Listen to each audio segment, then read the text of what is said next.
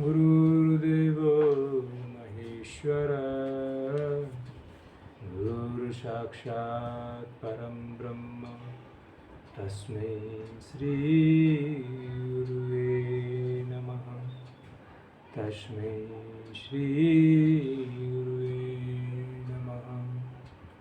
लक्ष्मीनाथ समारम्भां नाथयामुनमध्यमाम् अस्मदाचार्यपर्यन्तां वन्दे गुरुपरम्पराम्।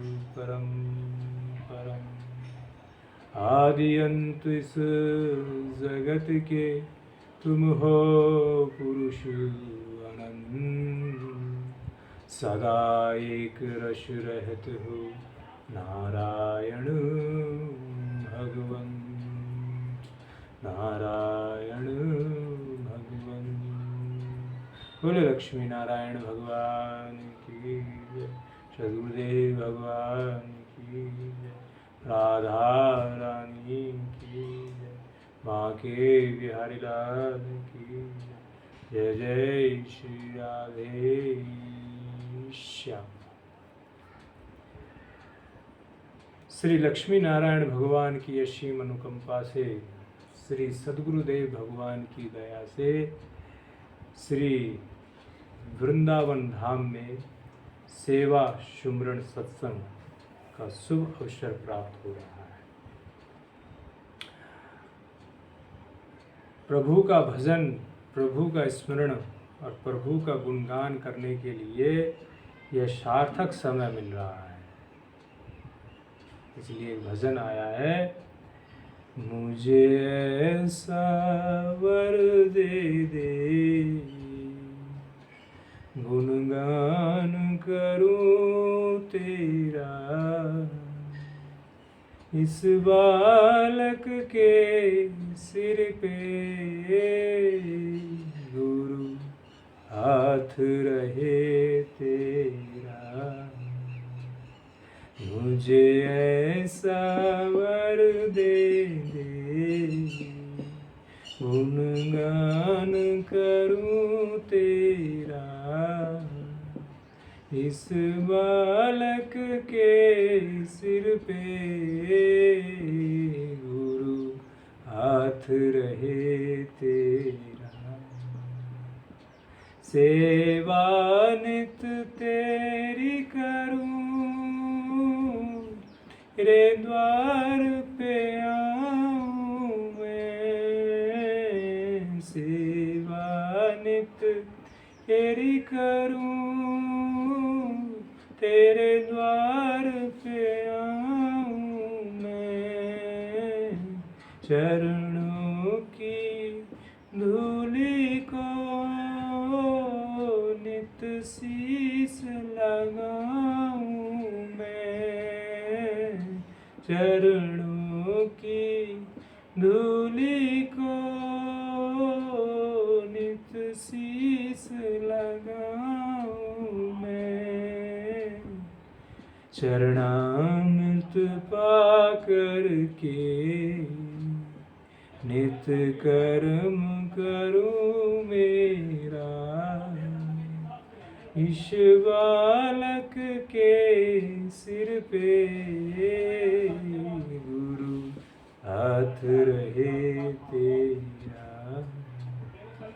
मुझे ऐसा वर दे दे गुणगान करूं तेरा। भक्ति और शक्ति दो, अज्ञान को दूर करो। भक्ति और शक्ति दो, अज्ञान को दूर करो। अरदास करूं गुरुवर, अभिमान को चूर करो। अरदास करूं गुरुवर, अभिमान को चूर करो। नहीं द्वेष रहे मन में, रहे वास गुरु तेरा। इस बालक के सिर पे गुरु हाथ रहे तेरा। मुझे ऐसा वर दे दे, गुणगान करूं तेरा। इस बालक के सिर पे गुरु हाथ रहे तेरा। विश्वास हो ये मन में, तुम साथ ही हो मेरे। विश्वास हो ये मन में, तुम साथ ही हो मेरे। तेरे ध्यान में सोऊं मैं, सपनों में रहो मेरे।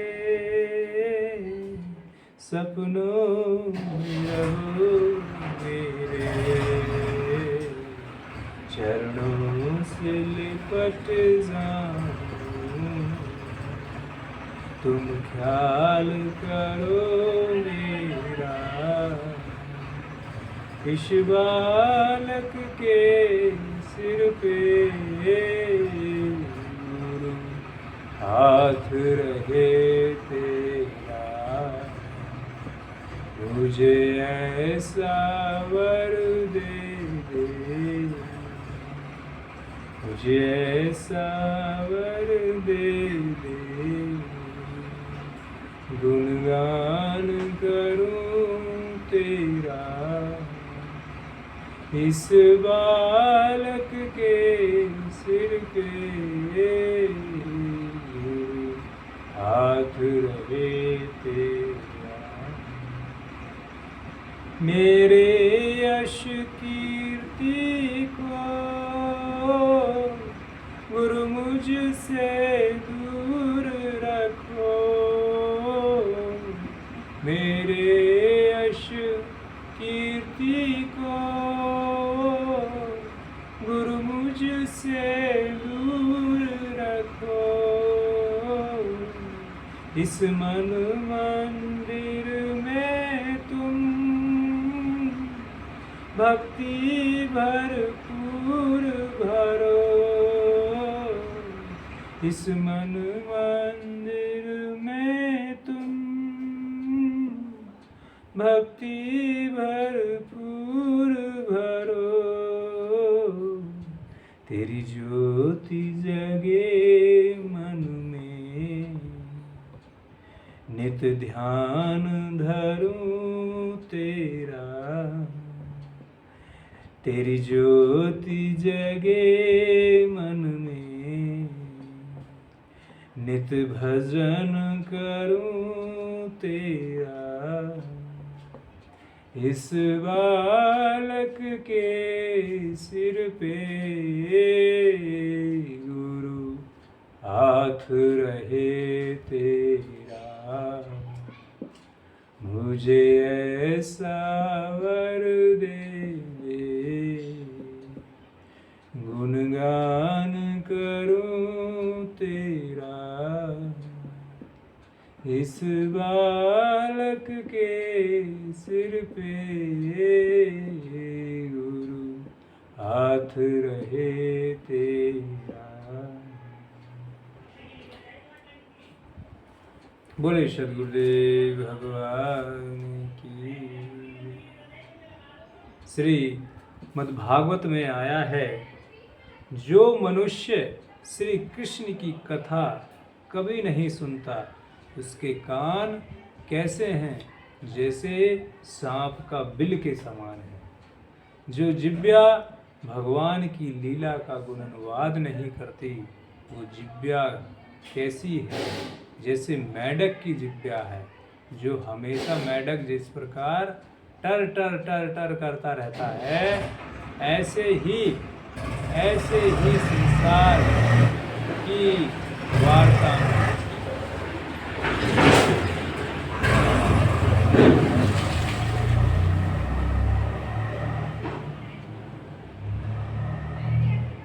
ऐसे ही संसार की निंदा स्तुति में जिह्वा टर टर करती रहती है, परंतु भगवान का नाम नहीं लेती। जो जिह्वा भगवान का नाम नहीं लेती वो मेढक की तरह टर टर करने वाली है। और क्या आया है, जो सिर भगवान श्री कृष्ण के चरणों में कभी नहीं झुकता, वह रेशमी वस्त्र से सुसज्जित और मुकुट से युक्त होने पर भी बोझ के समान है। जैसे एक मुकुट होता है, मुकुट ऐसा लगता है दूर से जैसे एक सिर है, ऐसे ही वह सिर भी जो परमात्मा के चरणों में नहीं झुकता वो भी इसी प्रकार है। जो हाथ भगवान की सेवा पूजा नहीं करते वे सोने के कंकण से विषित होने पर भी मुर्दे के हाथ के बराबर है। जो हाथ भगवान की सेवा में नहीं लगते, भगवान की सेवा नहीं करते, उन हाथों में बेशक सोने के कंकण पहने, सोने के कड़ा पहना हुआ है, फिर भी वे हाथ मुर्दे के हाथ हैं। जो आँखें भगवान को भगवान की याद दिलाने, जो आँखें भगवान का दर्शन नहीं करती, जो आँखें भगवान का दर्शन नहीं करती, वे आँखें तो ऐसे हैं जैसे मोर पंख में आँखें की आकृति बनी रहती है, तो वो आँखों की आकृति ही है जो भगवान का दर्शन नहीं करती, तीर्थों का दर्शन नहीं करती, संतों का दर्शन नहीं करती, सद्गुरु का दर्शन नहीं करती। वे आँख मोर के पंख की तरह है।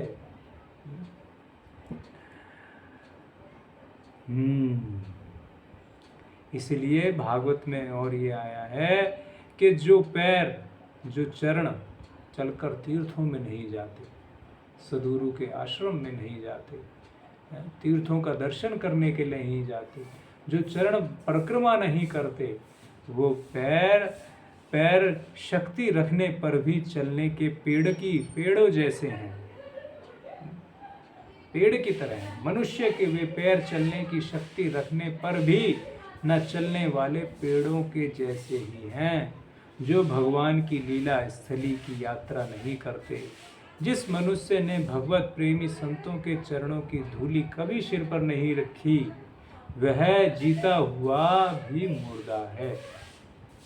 जिस मनुष्य ने भगवान के चरणों में चढ़ी हुई तुलसी की सुगंध लेकर उसकी सराहना नहीं की, वह श्वास लेता हुआ भी श्वास रहित सब है। सूत जी, वह हृदय नहीं है, लोहा है, जो भगवान के मंगलमय नामों का श्रवण कीर्तन करने पर भी पिघल कर उन्हीं की ओर नहीं बह जाता। जिस समय हृदय पिघल जाता है उसी समय नेत्रों में आंसू छलकने लगते हैं और शरीर का रोम रोम खिल उठता है। श्री व्यास जी ने इन्हें कथा अमृत रसास्वादन कुशल कहा। श्री शौनक जी, ये श्री सूत जी कथा में बताया गया है। तो भगवान नाम स्मरण करना ही सर्वोपरि है, सर्वोपरि। भगवान नाम स्मरण, भगवान कथा, भगवान यात्रा, भगवान की तीर्थ यात्रा, परिक्रमा, दान, पुण्य, हवन, पूजा पाठ, ये सर्वोपरि है। जब व्यक्ति इनमें अपना जीवन, अपना समय व्यतीत नहीं करता, इसमें अपना समय कुछ नहीं देता, तो वह जीवन निरर्थक ही जाता है।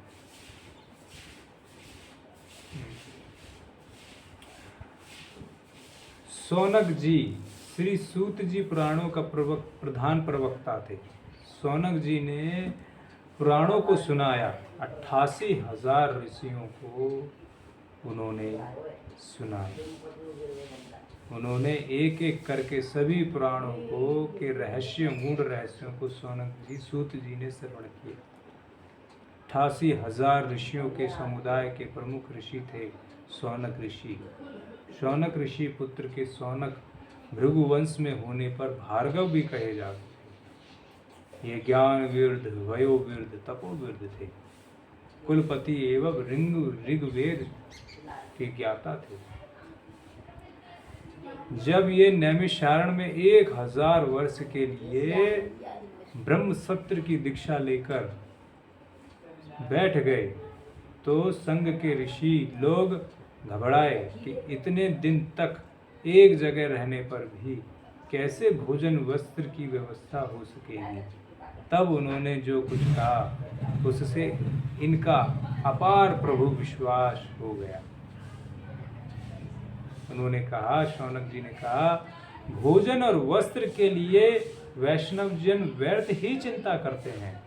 भला जो विशंभर है, जो विश्व का पालन पोषण करने वाले भगवान हैं, जो सब का पालन पोषण करते हैं, कि 84 लाख योनियों का भी पालन पोषण करते हैं, सभी का पालन पोषण करने वाले विशंबर भगवान, सभी योनियों का पालन पोषण करने वाले, क्या मानव जाति का पालन पोषण नहीं करेंगे? क्या मानवों का पोषण नहीं करेंगे? और मानवों में भी, उसमें भी जो उनकी भक्ति करे, उनका गुणनवाद करे, उनका सत्संग करे, उनका कीर्तन करे, उनका दर्शन करे, उसका तो और विशेष ध्यान रखेंगे। ऐसे ध्यान रखेंगे। तो इसीलिए हमें खाने पीने रहने की कोई चिंता नहीं करनी चाहिए। ये शौनक जी ने कहा, वाकई में न खाने की, न पीने की, न मरने की, न जीने की, हमें हर वक्त रखनी है मधुर उस नाम की चिंता। हमारे साथ हैं रघुनाथ, फिर किस बात की चिंता। हमारे साथ हैं रघुनाथ, फिर किस बात की चिंता। किया करते हो दिन रात तुम बिन बात की चिंता। किया करते हो तुम दिन रात तुम बिन बात की चिंता। मेरे स्वामी को रहती है, मेरे ठाकुर को रहती है, हमारे हर काम की चिंता। हमारे साथ हैं रघुनाथ, फिर किस बात की चिंता। न खाने की, न पीने की, न जीने की, न मरने की, हमें हर वक्त रखनी है मधुर उस नाम की चिंता।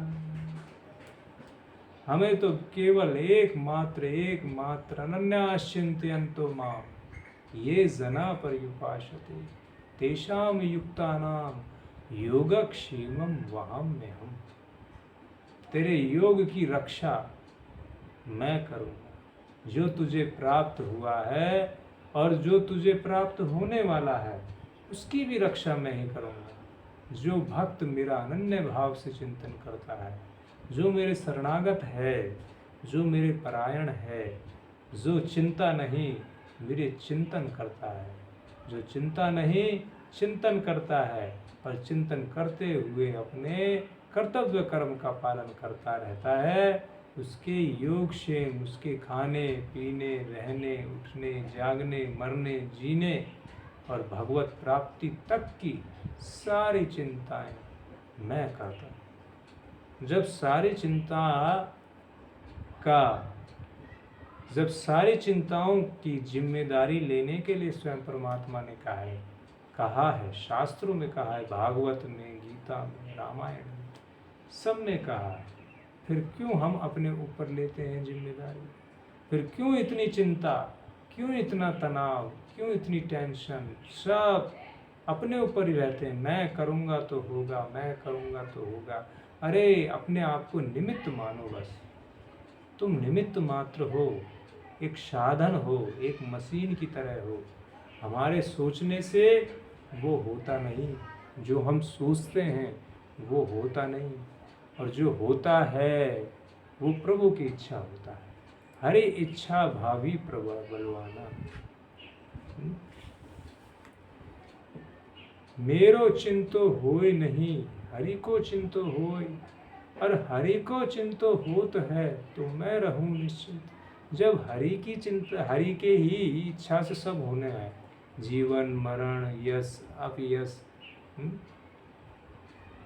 सब कुछ उसी की इच्छा से होना, तो फिर क्यों रात दिन हम खाने पीने की चिंता में, पैसे धन दौलत की चिंता में, बच्चों की चिंता में, पति की चिंता में, पत्नी की चिंता में, माँ बाप की चिंता में परेशान होते रहते हैं। काम धंधे की रात दिन चिंता। आश्चर्य है कि जिन वस्तुओं को हमें छोड़कर जाना है, जिस परिवार को छोड़कर जाना है, जिस धन दौलत को और गाड़ी को छोड़कर जाना है, रात दिन उसी की चिंता है।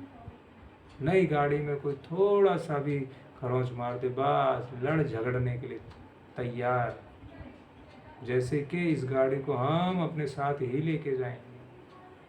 और अब शरीर जाने के बाद उस गाड़ी में कौन क्या कर रहा है, क्या नहीं कर रहा है, कोई खरोंच रहा, उस घर में जिस बिल्डिंग के लिए हमने रात दिन एक कर दिया, उस बिल्डिंग में कौन हथौड़ा मार रहा है, कौन गिरा रहा है, कहाँ बुलडोजर चल रहा है, कोई वो नहीं है। तुम्हारे जाने के बाद क्या तुम्हारे सामने ही सामने हो जाता है।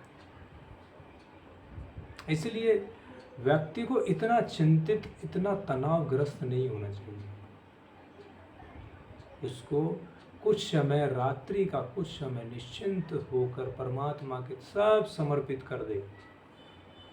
रात्रि में बैठे विश्राम सहित सब साधनों को हटाकर एकदम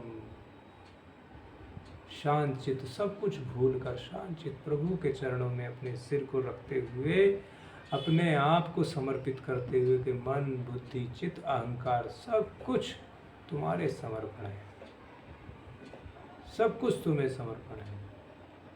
किसी चीज़ की अब मुझे कोई चिंता नहीं है। जितना भी दिन भर में मुझसे कर्तव्य हुआ है उस सब को मैंने आपके श्री चरणों में समर्पित कर दिया। अब जो होगा और जो होने वाला है वो सब आपकी ही कृपा से होगा। जब 10-5 मिनट ऐसे बोलकर निश्चिंत प्रभु के रूप को निहारते हो, प्रभु के नाम का भजन करते हो, फिर निश्चिंत होकर सो जाओ, विश्राम करो। भजन करते करते सो जाओ तो पूरी रात्रि का भजन माना जाता है। सुबह भजन करते हुए उठे होगे तो पूरी रात्रि का भजन माना जाता है। पूरी रात्रि देखो कितना आनंद और कितना सुकून मिलेगा। एक ऐसा लगेगा कि हमारे सिर पे से कितना बड़ा बोझ उतर गया। शरणागति में ये सबसे बड़ी विलक्षणता है कि व्यक्ति के सारे बोझ उतर जाते हैं, सारी चिंता उतर जाती है, सारा तनाव हट जाता है जब कह देता है हे प्रभु मैं तो जैसा तैसा हूँ, तेरा हूँ। अब चाहे अवगुण से भरा हूँ, गुण से भरा हूँ, जैसा भी हूँ, गरीब हूँ, अमीर हूँ, बालक हूँ, बुद्धिमान हूँ, मूर्ख हूँ, ज्ञानी हूँ, अज्ञानी हूँ, जैसा भी हूँ, मैं तो तेरा हूँ और तेरे चरणों में पड़ा हूँ। अब तू चाहे अपना चाहे ठोकर मार।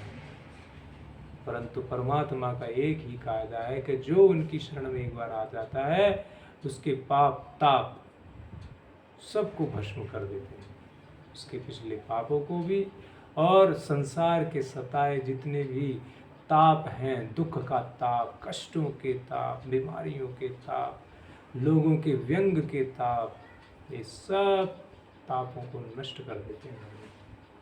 परंतु कब? जब भक्त ये दृढ़ निश्चय कर लेता है कि अब मैं ये मानवता विहीन कार्यों को नहीं करूँगा, मैं मानव विहीन कर्म नहीं करूँगा, मानव विहीन भोजन नहीं करूँगा, और आपका भजन करूँगा और चिंता नहीं करूँगा, आपका चिंतन करूँगा, तब फिर परमात्मा फिर उसकी बागडोर ऐसे ले लेते हैं जैसे नरसिंह मेहता की ली। नरसिंह मेहता निश्चिंत होकर रामाबाई का भात भरने के, रामा का भात भरने के लिए, और है कुछ नहीं, पैदल ही चल दिए संतों की मंडली के साथ, कुछ भी नहीं है हाथ में, संतों की मंडली के साथ चल दिए।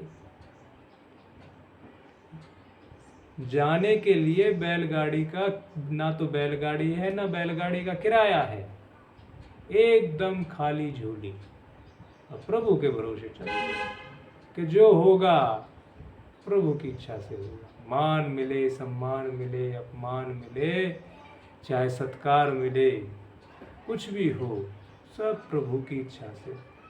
भक्त में यही सबसे बड़ा गुण है, और प्रभु यही सबसे बड़ी विलक्षणता भक्त के अंदर आ जानी चाहिए भजन करते करते, कि उसका कोई मान करे तब भी वो कुछ प्रफुल्लित ना हो, कोई अपमान करे तो रुष्ट ना हो। बीच में ही रहकर महात्मा बुद्ध कहते हैं कि दुख और सुख के बीच केंद्र में ही स्थित होकर देखो कि दुख भी मुझे व्याप्त नहीं है और सुख भी मुझे व्याप्त नहीं हुआ। बीच में केंद्रित रहो, बीच में केंद्रित रहो। न सुख मुझे प्रफुल्लित करे और न दुख मुझे उदास करे, बीच में ही केंद्रित रहो। यही महात्मा बुद्ध की देशना रही। तो ऐसे ही भक्त हमेशा स्थिर रहता है कि इस शरीर का जो सम्मान हो रहा है, इस शरीर का नहीं हो रहा, ये भगवत कृपा का सम्मान हो रहा, भगवान का सम्मान हो रहा। अपमान हो रहा है तो इस शरीर का अपमान नहीं हो रहा, इस शरीर का मेरा कोई अपमान नहीं हो रहा, मेरा तो ना कोई मान है, ना अपमान है, ना सम्मान है, कुछ नहीं है, कुछ स्वीकार ही नहीं है। मैं तो पूर्ण रूपेण सरकार का हूँ, मैं तो अपने ठाकुर का हूँ। अरे एक साधारण सेठ के काम करने वाला नौकर, और उसकी कोई आकर अपमान करे और नौकर चुपचाप सुनता रहे, तो थोड़ी देर बाद सेठ ही बोलता है, अरे मेरे नौकर का, मेरे पास रहने वाले इस नौकर का तुम कैसे अपमान कर सकते हो, तुम्हारा अधिकार क्या है? वो सेठ ही बोलता है। और हम तो श्यामल सेठ के नौकर हैं, क्या वो श्यामल सेठ बर्दाश्त करता है? बिल्कुल नहीं। राजा अमरीश का अपमान सहन नहीं किया, वो भी ऋषि ने किया, फिर भी सहन नहीं किया बर्बाद। जो अपराध भगत संग करही, जो अपराध भगत संग करही, राम रोष उर पावक जय।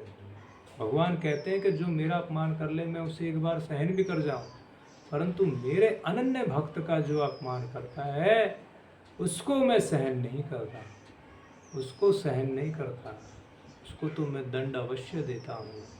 चाहे वो दुर्योधन हो, कंस हो, रावण हो या हिरण्यकश्यप हो, ऐसों को मैं छोड़ता नहीं हूँ। और जो मेरे भक्तों की शरण में आ जाता है, जो मेरे भक्त उसे अगर माफ़ कर देते हैं, तो अमरीश जैसे भक्तों ने ऋषिवर दुर्वासा को क्षमा कर दिया, तो मैं भी उनको क्षमा कर देता हूँ। तो कहने का तात्पर्य यह है कि परमात्मा की शरणागति सर्वोपरि साधन है और सबसे सरल है और सबसे उत्तम है।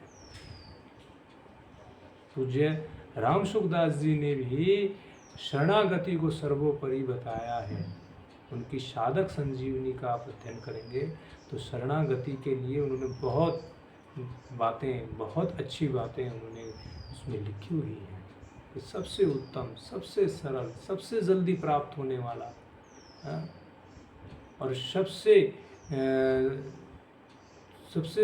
जल्दी प्राप्त होने वाला और सबसे आसान, और हर कोई इसको कर सकता है। पढ़ा लिखा भी कर सकता है, अनपढ़ भी कर सकता है, बच्चे भी, स्त्री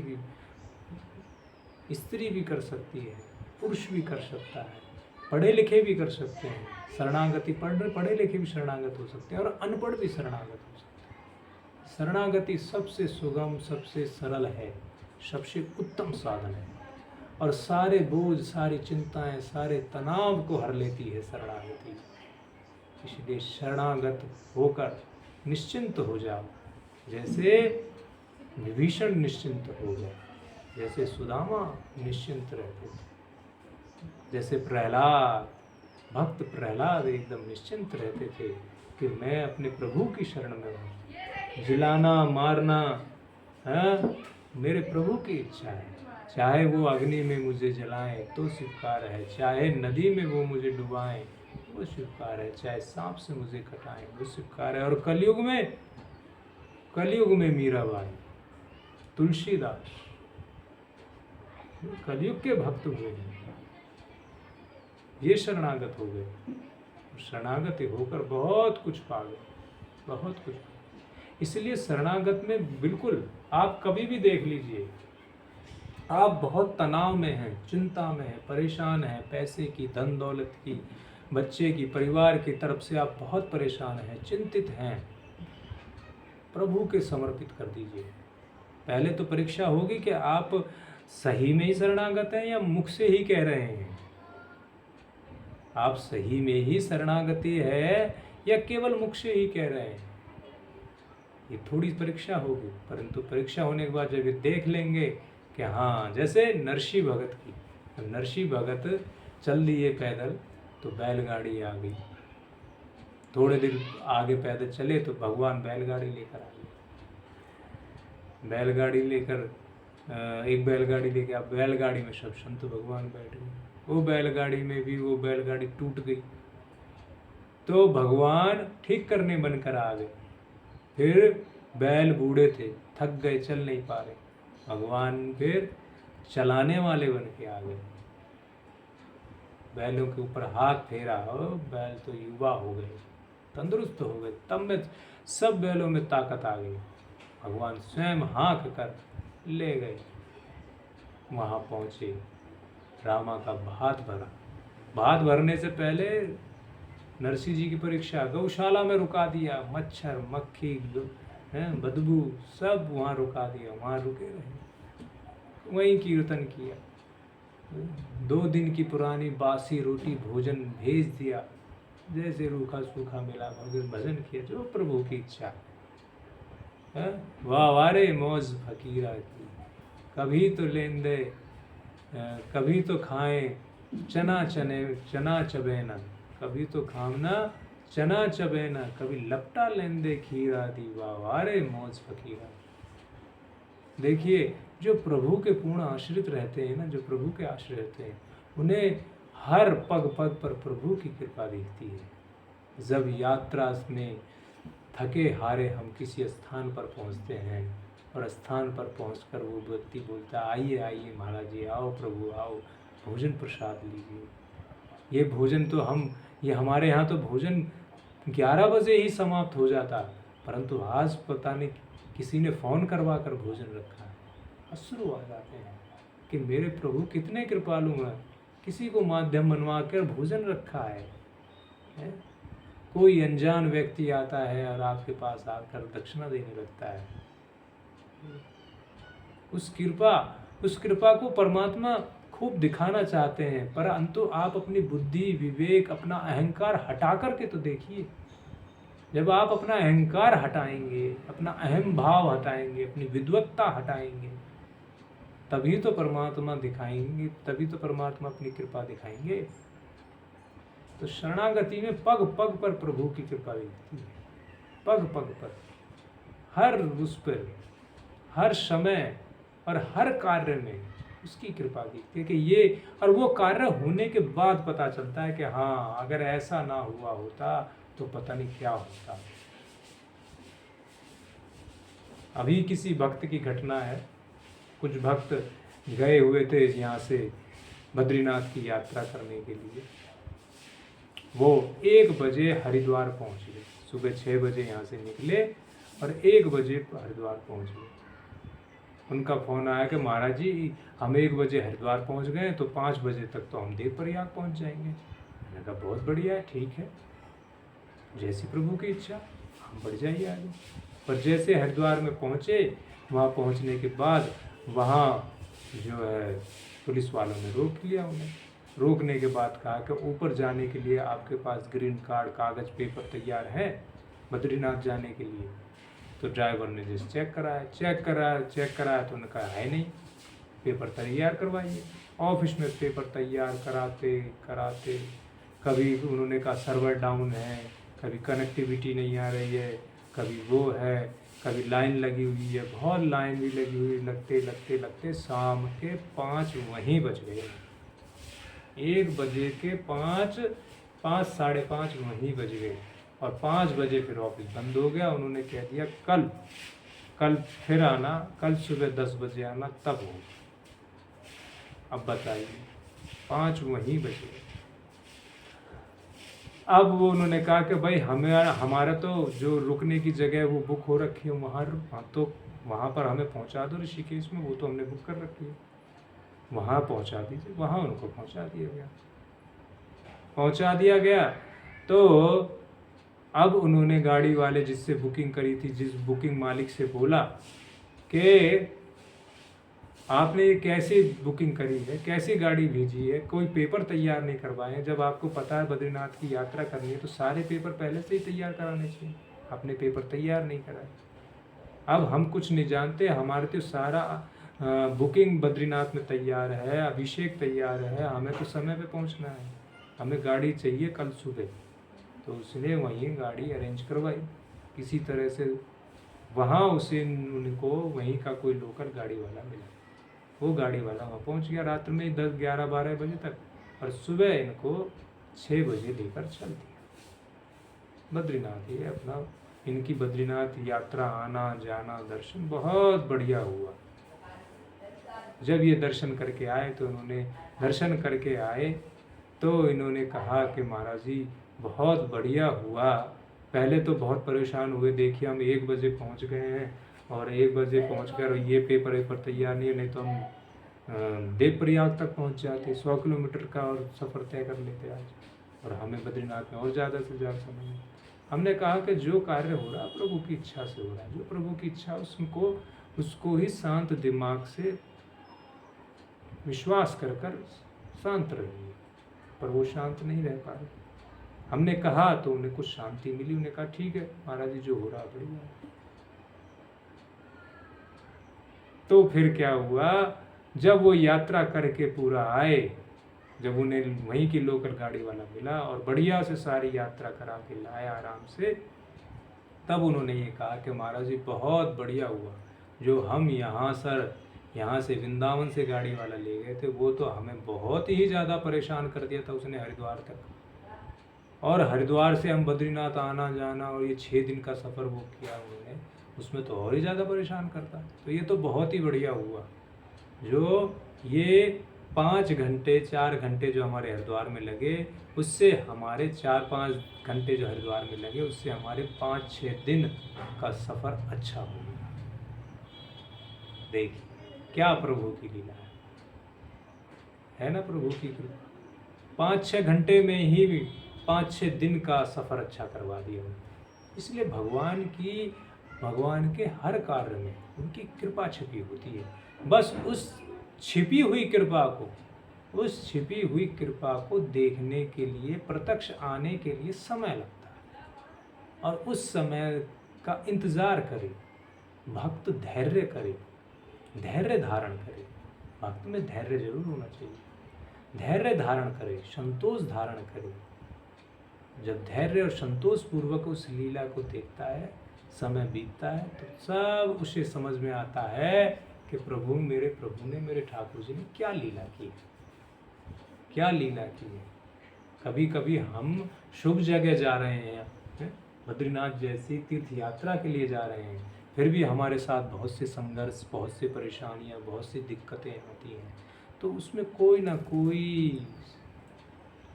कोई भगवान की कृपा छुपी होती है भक्त के लिए, कोई ना कोई कृपा छिपी होती है भक्त के लिए। इसलिए उस कृपा, छिपी हुई कृपा को जानने के लिए धैर्य धारण कर, संतोष धारण कर चलते रहे। कृपा की न होती जो आदत तुम्हारी, कृपा की न होती जो आदत तुम्हारी, तो सुनी ही रहती अदालत तुम्हारी, कृपा की न होती जो आदत तुम्हारी। परमात्मा मेरे ठाकुर जी परम कृपालु, परम दयालु हैं। वो तो हर समय हर वक्त ये चाहते हैं कि इस जीव पर कृपा दया करके, वात्सल्य देकर इसे कैसे भी ये मेरे परम धाम लौट आए, मेरे परम धाम लौट आए। जो कितने युगों से ये मुझसे बिछड़ा हुआ है वो बिछड़न दूर हो जाए, वो बिछड़न दूर होकर ये मेरे पास लौट आए। यही प्रभु चाहते हैं। प्रभु की तो कृपा यही है, पर हम भूल बैठे हैं। हम इस संसार की मोह माया में, इस संसार की मोह माया में आकर लिप्त हो गए हैं और भूल बैठे। हरि तुमसे बिछड़े हुए कई युग बीत गए, गुरु तुमसे बिछड़े हुए कई युग बीत गए,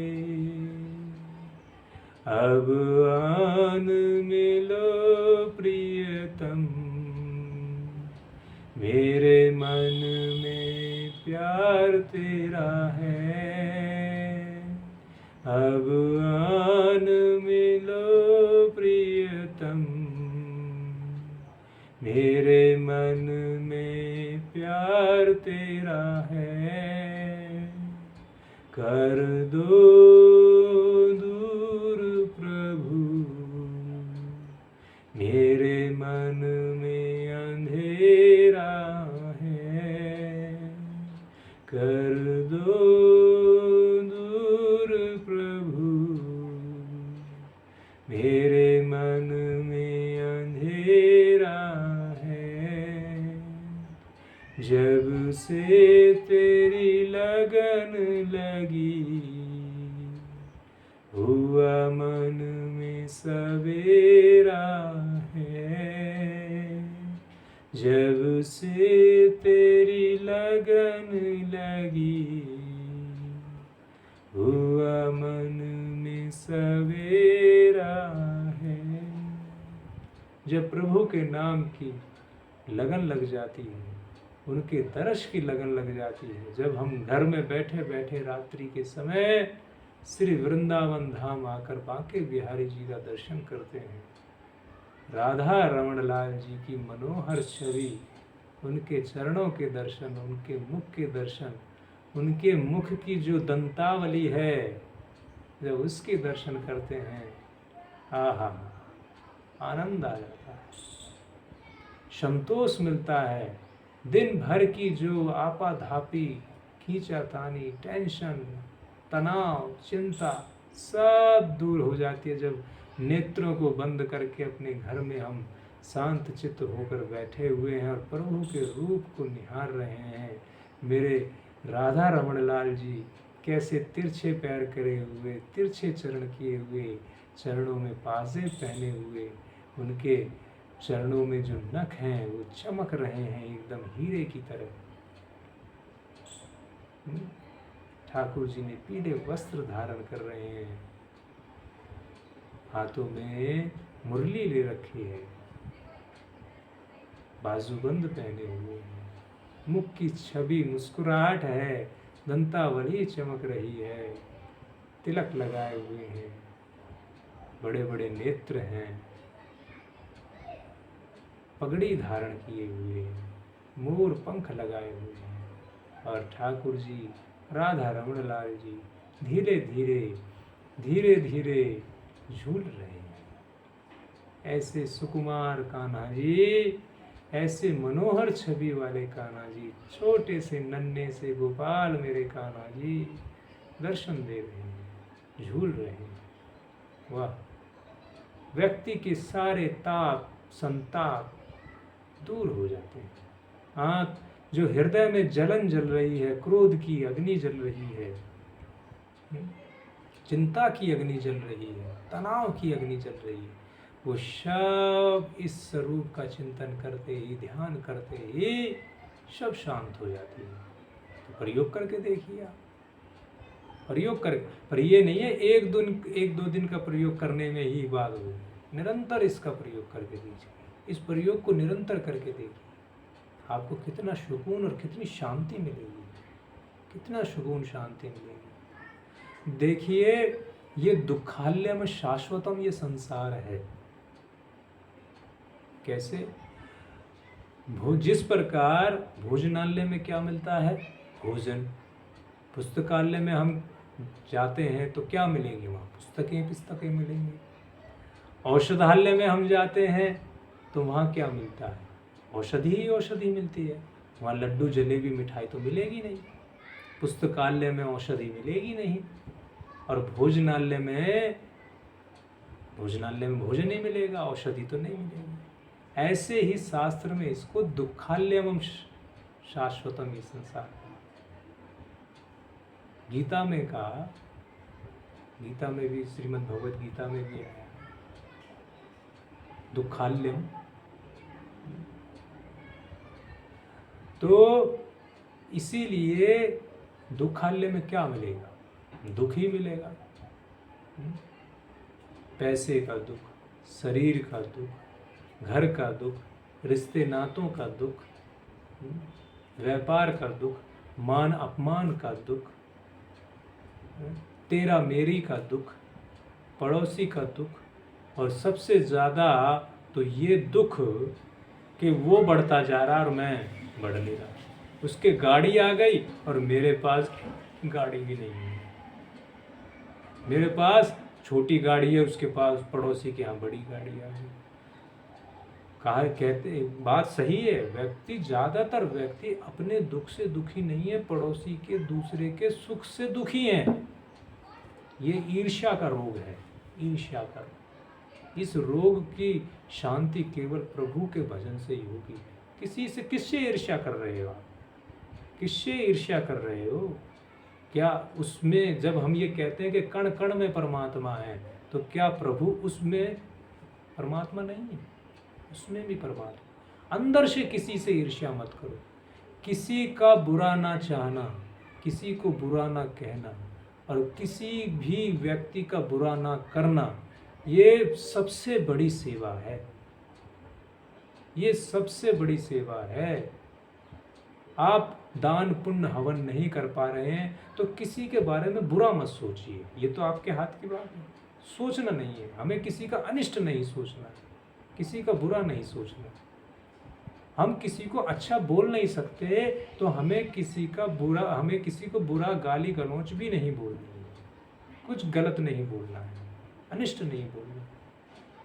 हम किसी को अच्छा कह नहीं सकते तो बुरा भी नहीं कहना।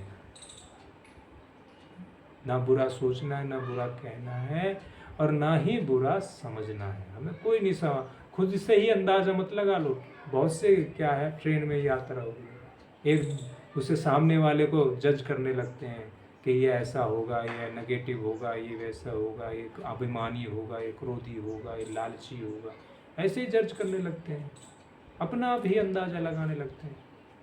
फिर थोड़ी देर बाद ये। सबके बारे में अपना आप ही अंदाजा। अरे खुद अपने आप को भी जज करो कि तुम कौन हो, तुम में कितना लोभ, क्रोध, मद भरा हुआ है, कितना अहंकार भरा हुआ है। तुम खुद अपने को भी जज करो, खुद अपने को भी तो समझो। दूसरे के बारे में निरर्थक अंदाजा मत लगाओ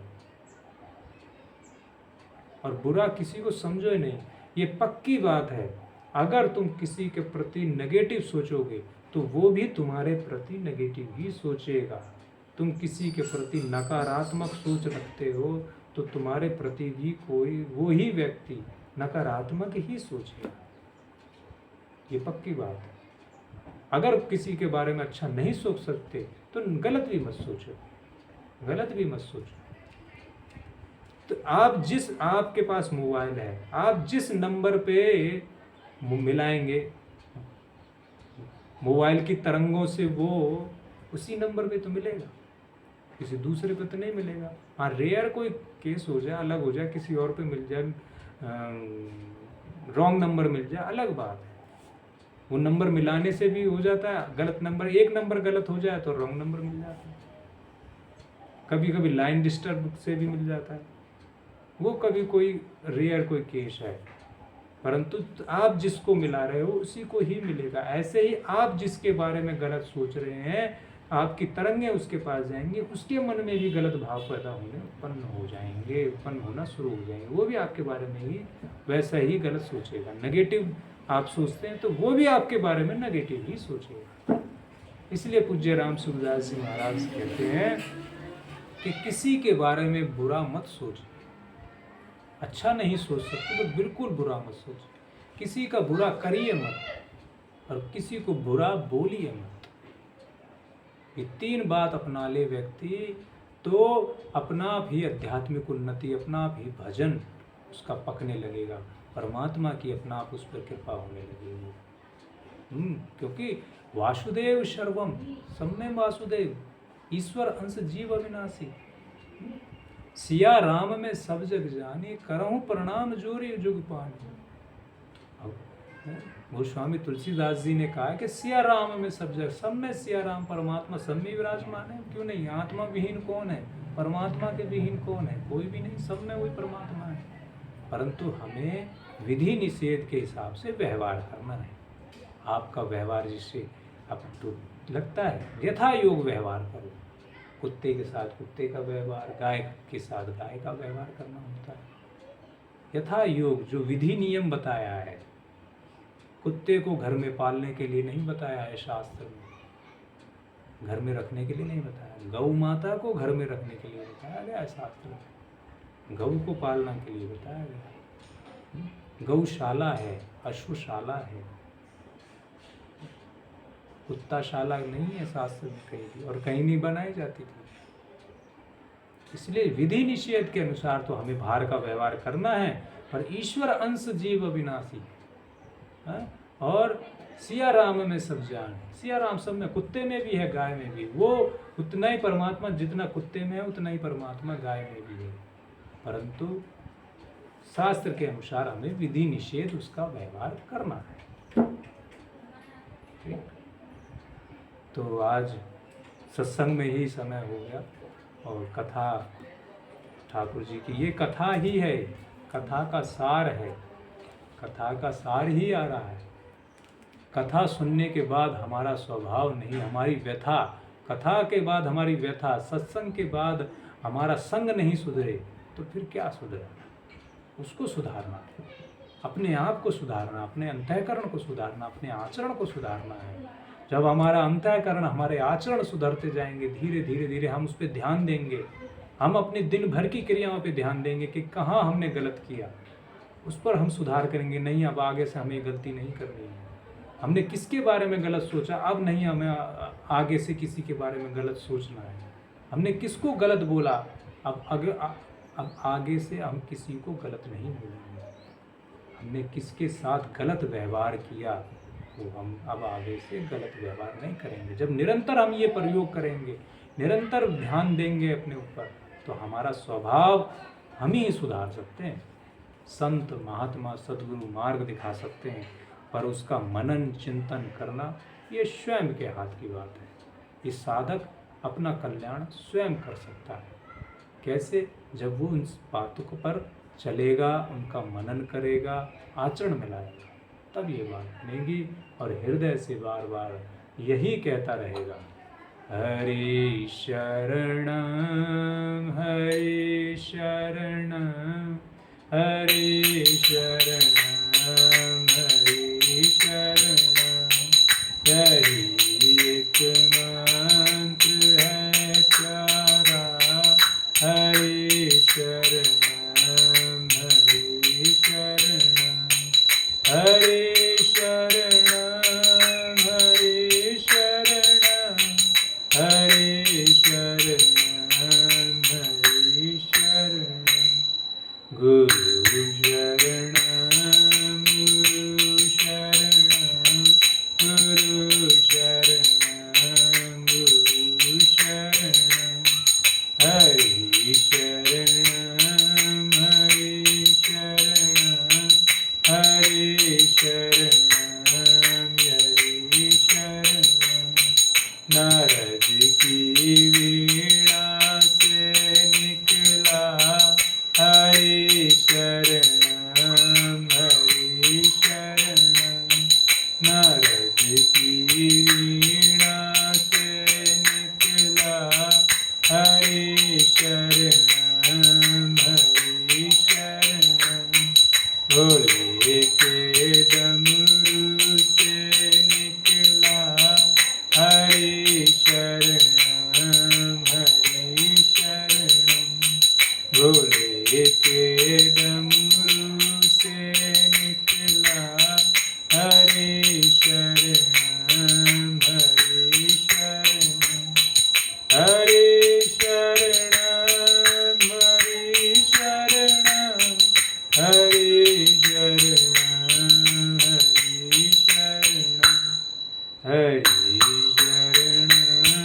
हरि शरणं हरि शरणं हरि शरणं। बोले लक्ष्मी नारायण भगवान की जय, सद्गुरुदेव भगवान की जय, राधा रानी की जय, बांके बिहारी लाल की जय। जय जय श्री राधे श्याम, जय जय श्री गुरुदेव भगवान। हरि हरि बोल। जय श्रीमन नारायण नारायण नारायण हरि शरण हरि शरण।